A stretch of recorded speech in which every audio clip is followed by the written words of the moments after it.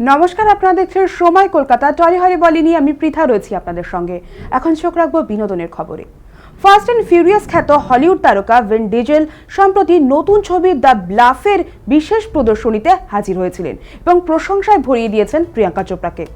Loss অ্যাঞ্জেলেসের বিখ্যাত T cell Chinese থিয়েটারে আয়োজিত অনুষ্ঠানে তিনি জানান, অভিনেত্রী হিসেবে প্রিয়াঙ্কা অসাধারণ, পাশাপাশি মানুষ হিসেবে অত্যন্ত হৃদয়বান। শুটিং চলাকালীন তার সঙ্গে কাজের অভিজ্ঞতা ভীষণ উপভোগ করেছেন বলেও জানান তিনি মজা করে বলেন, দুজনের জন্মদিন একই দিনে 18 জুলাই, যদিও জন্মসাল ভিন্ন। ইউরোপে নিজের সন্তানদের সঙ্গে একটি স্ক্রিনিংয়ে প্রিয়াঙ্কার আন্তরিক ব্যবহার তাকে মুগ্ধ করেছে। এমনকি প্রিয়াঙ্কার ব্যক্তিত্বে তিনি নেলসন ম্যান্ডেলার আদর্শের ছায়াও খুঁজে পান বলে মন্তব্য করেন। সহ অভিনেত্রীর প্রতি ভিনের এই উচ্ছ্বসিত প্রশংসা ঘিরে ইতিমধ্যেই চর্চা শুরু হয়েছে বিনোদন দুনিয়ায়।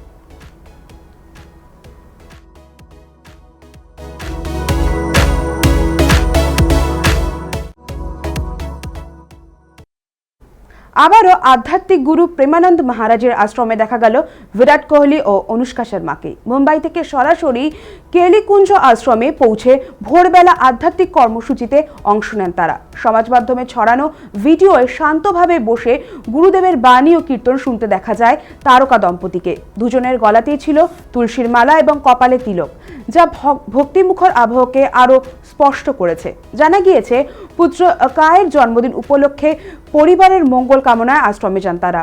এর আগেও একাধিকবার এই গুরুর শরণাপন্ন হয়েছেন ভেরুস্কা। গত ডিসেম্বরেও গুরুদেবের আশীর্বাদ নিতে গিয়ে নিজেদের সমর্পণের কথা জানিয়েছিলেন অনুষ্কা। আবারও সেই আধ্যাত্মিক টানে প্রেমানন্দের দ্বারস্থ হলেন এই তারকা।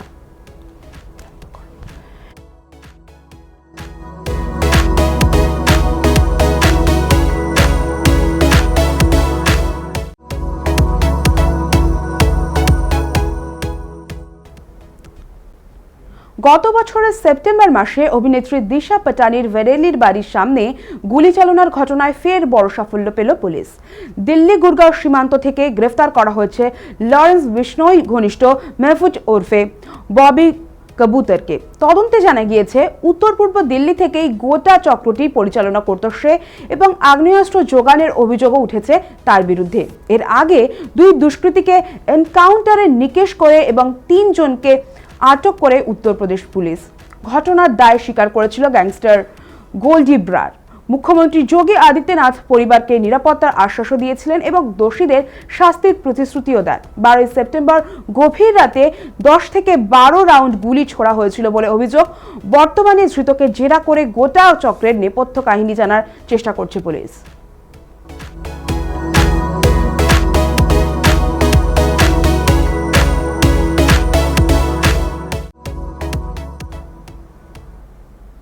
মুক্তির পর থেকে বক্স অফিসে দুরন্ত ছন্দে ছুটছে ধুরন্ধর। আদিত্য ধর পরিচালিত এই স্পাই থ্রিলারে নতুনভাবে ধরা দিয়েছিল রণবীর সিং, আর দর্শকও তার সাদরে গ্রহণ করেছেন। প্রেক্ষাগৃহে 75 দিন পূর্ণ করে ছবিটি ইতিমধ্যে নজির গড়েছে, যা সাম্প্রতিক সময়ে বিরল। দেশে প্রায় 838 কোটির ব্যবসা এবং বিশ্বজুড়ে 1300 কোটির অঙ্ক ছুঁয়ে ফেলেছে এই ছবি। আয়ের নিরিখে এটি টপকে গিয়েছে জওয়ান ও পুষ্পা 2কেও। ছবিতে অক্ষয় খান্না, অর্জুন রামপাল, আর মাধবন ও সঞ্জয় দত্তের উপস্থিতিও আলাদা মাত্রা যোগ করেছিল। শোনা যাচ্ছে সিকুয়েল ধুরন্ধর দ্য রিভেঞ্জ ইতিমধ্যেই ঘোষণা হয়েছে এবং আগামী মার্চের মুক্তির দিন চূড়ান্ত হয়েছে। রণবীরের কেরিয়ারে এই ছবি যেন নতুন মোড় এনে দিল।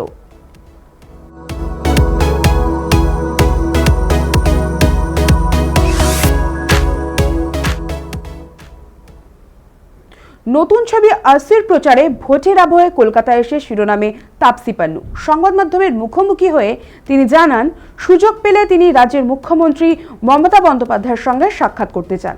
তার মতে, পুরুষতান্ত্রিক সমাজে নিজের শক্তিতে জায়গা করে নেওয়া নেত্রীদের মধ্যে তিনি মমতা বন্দ্যোপাধ্যায়কে বিশেষভাবে সম্মান করেন। কয়েকদিন আগে এক সাক্ষাৎকারে প্রিয় প্রধানমন্ত্রী হিসেবে নরেন্দ্র মোদীর নাম নিয়েছিলেন নেত্রী, যদিও তার মন্তব্য ঘিরে নানা জল্পনা শুরু হয়েছিল। পাশাপাশি নারী নেত্রীদের প্রসঙ্গে তিনি সুষমা স্বরাজকেও স্মরণ করেন। রাজনৈতিক প্রশ্নে স্পষ্ট অবস্থান নেওয়ার জন্য আগেও বহুবার আলোচনায় এসেছেন তাপসী। এবার নারী শক্তি ও অনুপ্রেরণার প্রসঙ্গ টেনে মমতার প্রতি শ্রদ্ধা জানালেন তিনি।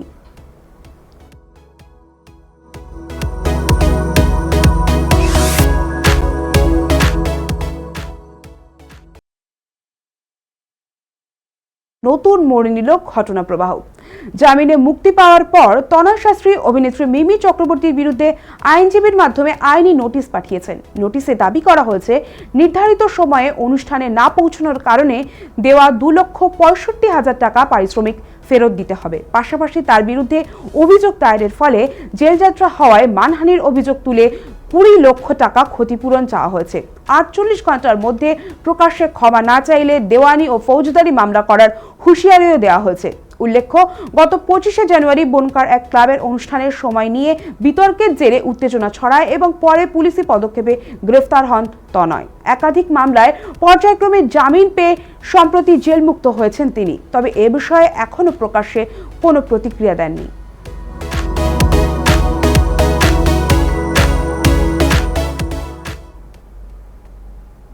টলিহলি বলি এখনকার মতো এই পর্যন্তই।